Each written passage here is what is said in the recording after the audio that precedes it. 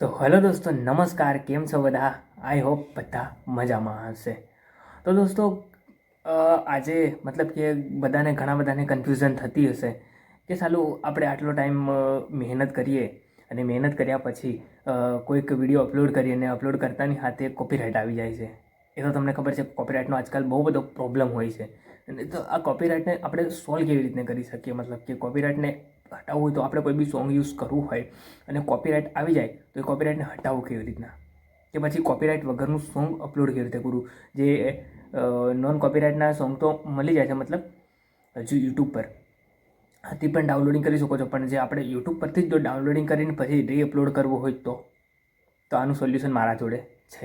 નાનકડું અમથું સોલ્યુશન છે. કદાચ તમે એપ્લાય કરજો અને તમને જો ફાવી જાય તો પછી ચલાવજો, બરાબર? તો હલો દોસ્તો, મારું નામ છે અતુલ ઓર તમે જોઈ રહ્યા છો એટી બ્લોગર. મતલબ બ્લોગ જ કરું છું, પણ ઘણી ટાઈમ બધાને કોપીરાઇટના સોલ્યુશન મતલબ કે જોઈતા હોય છે. તો બસ આપણે કોપીરાઇટનું સોલ્યુશન આજે લઈ આવ્યા છે, કારણ કે કોપીરાઇટનું જે સોલ્યુશન મળી ગયું છે મોબાઈલની સ્ક્રીન પર આવી જઈએ ડાયરેક્ટ આપણે. તો સૌથી પહેલાં આપણે યુટ્યુબ ખોલી નાખીએ. યુટ્યુબ ખોલવા થોડી વાર લાગે. યુટ્યુબ ખોલ્યું. યુટ્યુબ ખોલ્યા પછી આગળ સર્ચ મારવાનું છે. જે સર્ચ બાર છે ને, ત્યાં સર્ચ મારવાનું કોઈ બી સોંગ. મતલબ હું હાલ મારું કોઈ ગુજરાતી સોંગ, ખાલી આપણે ગુજરાતી છે એટલે ગુજરાતી સોંગ મારીએ.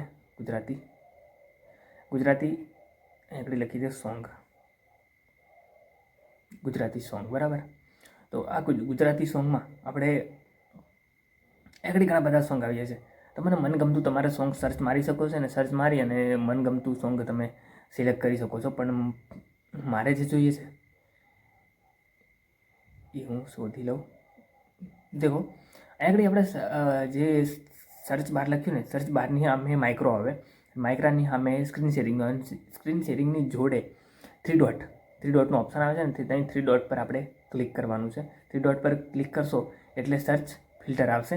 અને સર્ચ ફિલ્ટર આવ્યું ને, ત્યાં આગળ આપણે ક્રિએટ કોમન્સ એવું લખેલું હોય છે, ક્રિએટિવ કોમન્સ. એના પર આપણે ક્લિક કરી દેવાનું અને ડાયરેક્ટ એપ્લાય આપી દેવાનું.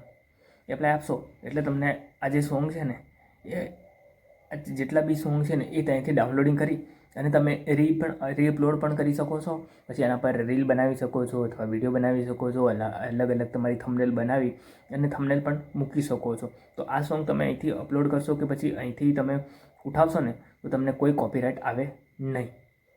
તમે અપલોડ કરશો તો તમારું જે ચેનલમાં કોપીરાઇટ આવવાનો બિલકુલ ઇસ્યુઝ ખતમ થઈ જશે. અને આ તો વિડીયો પસંદ આવ્યો તો વિડીયોને લાઈક કરજો, શેર કરજો અને ચેનલને